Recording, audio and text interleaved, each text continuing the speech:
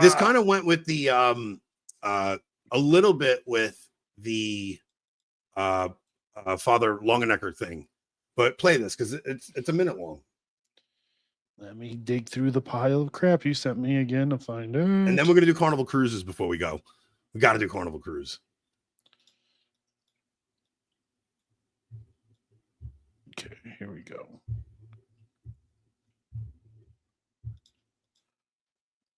I'm so hesitant to play because I hate his voice. You hate everything, Rob. Yes. There might come a time, and there has. His voice cracked in the first 3/4 of a second. Listen again. You know, there might come a time, and there has been times in the world where that has happened, right? Where even though maybe we're Christians, I don't know if everyone here is, I know I am, and you come in a position where all of a sudden authority becomes to act. The way he speaks, if you were to give him a Rocky voice, it would sound just like Voice of Reason. The way he speaks and enunciates things. He's French Canadian, so his original language is French, and the French do that up talk. Then why the hell that's why Alex he does the talk up talk like him? Alex doesn't sound like him. Just stop. But go back to the beginning. It's an important clip. Think about what he's saying here. Come on. Just pay attention for a second. Knock it off. You know, there might come a time, and there has been times in the world where that has happened, right? Where even though maybe we're Christians, I don't know if everyone here is, I know I am, and you come in a position where all of a sudden authority becomes to act in an illegitimate way, or that authority becomes illegitimate, or that it becomes corrupt. And so how do we act facing a corrupt authority and resisting that authority while also understanding that if I replace it, imagine if Robin Hood had said, you know, little King John, Sheriff of Nottingham, obviously these are corrupt officials. So what am I going to do? I'm going to take their power. I'm going to declare myself the king, declare myself the sheriff. Well, we know what that looks like. We know what happens when something like that happens. We've seen so pause it though. So the whole talk was not about orthodoxy. The talk was about Robin Hood. Well, no, I'm just saying, like, does he not see the irony here? Well, the way I saw it was he was telling the story of Robin Hood and how Robin Hood is a nobleman, and he comes back and the Sheriff of Nottingham usurps power from the rightful king, and so he has to be like the John does. I don't know the story well enough. I know. Oh, then why are we talking about it? So the Sheriff of Nottingham is like the unjust ruler in the land, and Robin Hood has to function in this area where he has to like push against the authority, but still remain in a place where it's like you're not going he can't just go in and usurp the authority and like take it for himself. But if he goes and steals and keeps what he's stealing for himself, like that's not right either. You're just as bad as the criminal. So it's like steal from the rich, but give it to the poor and do something holy. He describes it like at times in the church when that's happened, like when St. Francis of Assisi they bring like a corrupt priest before him. And the corrupt priest who's like, you know, he's fornicating and he's doing all these things. And they're like, what about this filthy priest to St. Francis? And St. Francis like bows down before him and he says, I'm not worthy. I'm not worthy. And it actually humiliates the priest and gets like it plays a trick on the priest and flips it, you know? And it just made me think about the situation we're in as those of us who see what's going on in the church as like this unjust usurpation of the authority and like this forcing down these tyrannical rules upon us, especially with things like Traditionis Custodes. And it's like, how do we operate in that situation where we don't become the villain? Because it's a delicate thing. Like, I think that's why so many people are turned off by sedevacantists, right? It's like you've usurped that authority for yourself and you just don't, like, we're still trying to operate within the bounds of the church and saying, like, we know there's clearly something off in the hierarchy right now. So like, how do we operate properly where we're not being villains? It's a tricky. I think a lot has been said on this subject, specifically by Kwasniewski in his 36 books on authority and obedience. Yeah. but you know, it's one of those things like you obey in everything that doesn't ask or command you to sin, right? Like the minutia of each situation obviously is difficult, but I think in principle it's pretty easy. Yeah, I mean, in our day-to-day life, especially, right? But then, like, we're up here on these public platforms, but like I'm still within the bounds of the church. I'm still I'm still subject to my bishop and stuff like that. Like, it's a tricky way to live when you really do have this absolute feeling like dude, you think about the popes, the post-conciliar popes, right?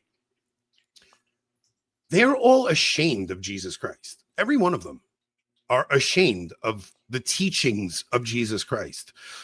So like even Pope Leo, like he says a lot about Jesus. He talks a lot about like the love of Christ and, you know, how that should transform all of us and stuff. But like, he's still almost ashamed to come right out and just like the conversation we were saying, like when you're having with the same-sex couple that's in an IVF surrogate relationship, right? That conversation, like, where are the men in the seat of Peter who will just say something that's harsh and true and not worry about people being mad because it's not nice? Like, it's a scary thought to think, like, you're in the chair of Peter, you go and face your judgment, and you were ashamed. Like, he was ashamed of me, I will be ashamed of him.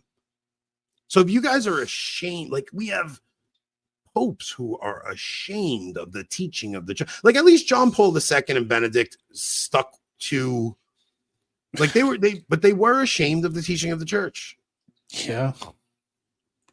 Like JP2 more so than Benedict, personally, in my opinion, but yeah, there were some moral positions he was strong on, abortion, homosexuality, I guess, but like the change over the last 12, 13 years is just astonishing. Like, I still haven't heard Leo say anything like powerful against the culture about the way the world is trying to operate without Christ as king. Like even the moving the feast of Christ the King is being ashamed of Jesus Christ as king of everything. No, can't have it on Reformation Day, right? I mean, yeah, you're exactly right. So much of it. And it's like, how do we operate in this situation? Because we're teaching our kids about Catholicism, we're teaching our kids about everything, but it's like, man, it's a shell of its former. So I think that's the danger in the Catholic apologetics angle.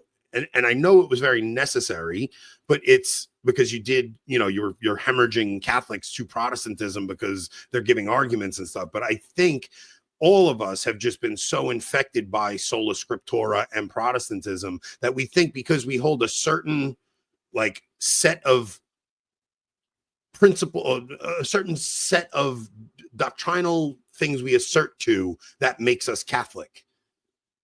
And it's just, I just think it's way more than that. Like something more than that. He's right. Like he's like, talk all the sede you want, just never go full sede. Well, Greg, yes, this is something like this is something I struggle with. Like, that's why I don't think the sede position is crazy. Like, I do think they have good arguments for saying like this can't be like something. And I do still consider them Catholic. Yes, I do. They are Catholics. I think they're Catholics that are holding an incorrect position, but I don't think it's a position that causes them to be heretical necessarily, or even schismatic necessarily. Yeah. Right. Yeah. To me, it's like I'm trying to function within the system still, because I'll be honest, like to me, I think being a sede, you're kind of like giving up the fight. Like I do still want to see, like I do still think an overturning of traditionis is important. I still think the things happening in the church are extremely important, and so do they. That's why they watch every single thing that happens within the church. The irony of it. Like the irony of it is that I don't think our positions are so different. Like, you know, deep down that what happens in Rome matters, even as a sede. Yeah, you can say like, this is crazy, but I say it's crazy too. I just go to a diocesan mass because I don't know, wherever the bishop is, there the Catholic Church is. But I'm not in communion with some of these insane bishops, right? Like some of them are just so freaking outlandish. It's like, how you even say you're in communion? Like they're not the same religion as us. Right. Like I'm not even so sure.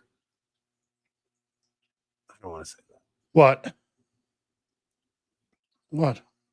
I'm not even sure Leo is the same religion as us. I don't know. He hasn't said enough yet. I don't know. But Rob, if like you're gonna tell me you don't want a freaking pope to come out and just be like, look, this isn't Catholic. Like this is not the position. We need to get rid of this. We need to get rid of this. This is a mistake. This is a mistake. Like I'm the melancholic one of the two of us. Of course I want a pope to do that.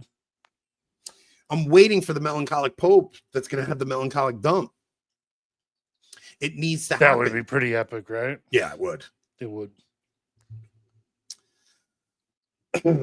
Just a papal bull full of just a list of excommunications and interdicts. Yeah, but like that was Catholicism before the council, Rob. It was. Yeah. Like, that really was Catholicism before the council. It was like anathema, anathema, anathema. That this was position Catholicism before the Enlightenment. I think the Enlightenment. Before the Enlightenment? Yeah. You think the Enlightenment even started softening it up?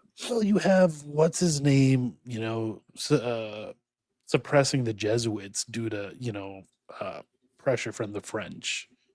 And things like that. So I think the Enlightenment caused so much political pressure, and these men start to back off. I mean, look, I'm like, because I'm singling out the post-conciliar popes. There are plenty of pre-conciliar popes. Now, don't get me wrong, that's a whole nother animal. Yeah, right. I'm not trying to say that it's comparable because it's. I'm also not saying Leo isn't Catholic. I'm not saying that. I'm saying this timid, fearful Catholicism is just, I don't know, man. These little shits. Yeah, no, I think he's a modernist. I don't know any prelates that aren't. Yeah, I don't know any prelates that aren't modernists. Even Syrah, right? A little bit modernist. Burke, probably not. But Burke has other issues. Yeah.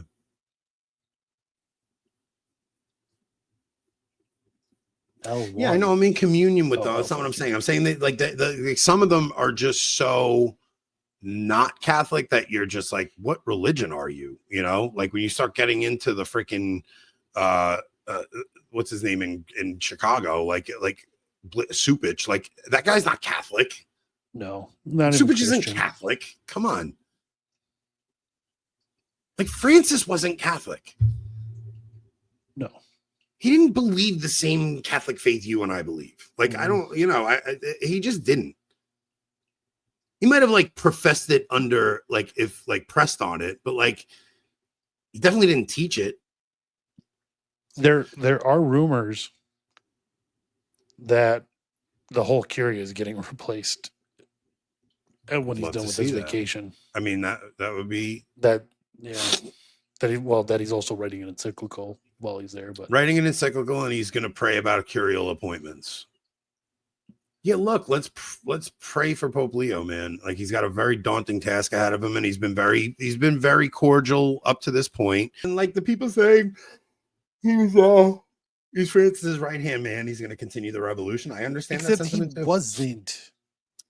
Like, well, yeah, I don't think he was Francis's right hand. I think everybody that operated. Let's not exaggerate. A fair characterization. Yeah, he wasn't his right hand man. I think anybody in Francis's orbit had to play a certain role under Francis because everybody was terrified under Francis. Mm-hmm. So I don't know. No, Leo wasn't the guy who fired Strickland. No, that was Francis, but Leo did the. I mean, Leo Leo's did the the Leo visitation. chose who. No, Leo's not even the one who did. There was I the think he did. nuncio who did that. He was the nuncio, wasn't? Oh no, he just No. chose his replacement. He's the one who was in charge of choosing. Oh, he so chose his chooses the replacement. Okay. Yes.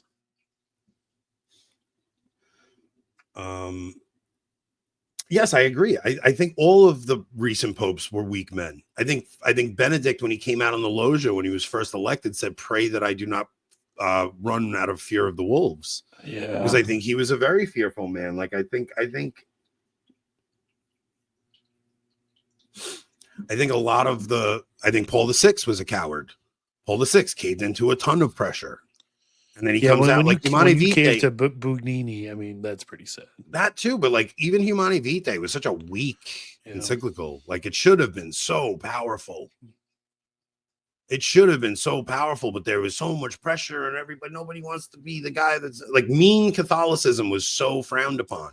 And so much of it was because of the revolution we were talking about earlier and all that stuff that was going on.